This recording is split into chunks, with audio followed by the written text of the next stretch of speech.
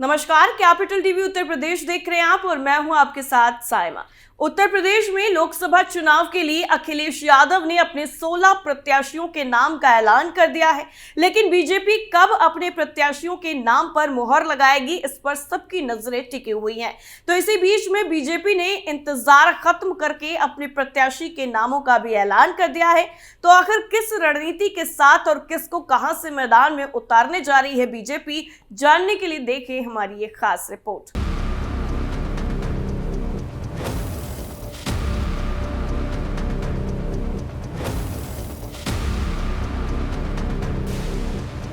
आगामी लोकसभा चुनाव को लेकर सभी सियासी दलों ने तैयारियां शुरू कर दी है। ऐसा माना जाता है कि केंद्र की सत्ता उत्तर प्रदेश से होकर गुजरती है। यही वजह है कि सभी प्रमुख सियासी दलों की नज़र उत्तर प्रदेश की लोकसभा सीटों पर है। बीते दिनों समाजवादी पार्टी ने प्रदेश की 16 सीटों पर प्रत्याशियों के नाम का ऐलान कर सबको चौंका दिया था। तो इसी बीच भारतीय जनता पार्टी ने भी इसी महीने 16 सीटों पर प्रत्याशी उतारने जा रही है।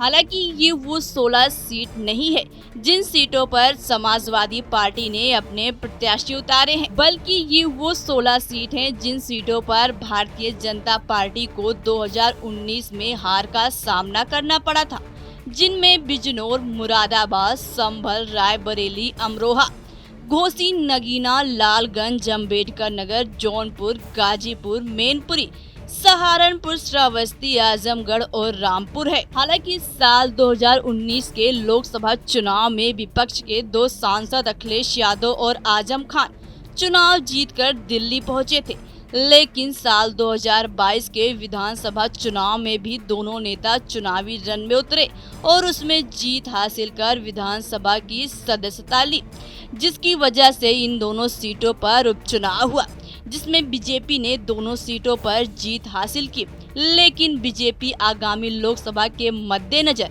इन सीटों को भी कमजोर सीटों में गिनती है। इसलिए भारतीय जनता पार्टी इन 16 लोकसभा सीटों पर इसी महीने प्रत्याशियों के नाम जारी कर देगी।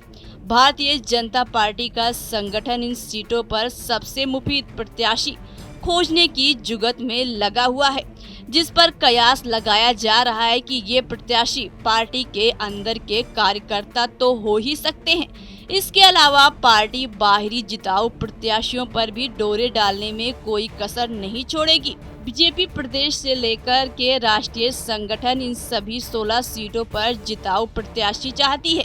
साथ ही पार्टी की तरफ से प्रदेश की ज्वाइनिंग कमेटी को इस बात की जिम्मेदारी दी गई है कि वो पूरे प्रदेश में जिताऊ प्रत्याशी ढूंढे। जिताऊ प्रत्याशी अगर किसी और राजनीतिक दल के साथ है तो उनको अपने साथ जोड़ने का प्रयास किया जाए।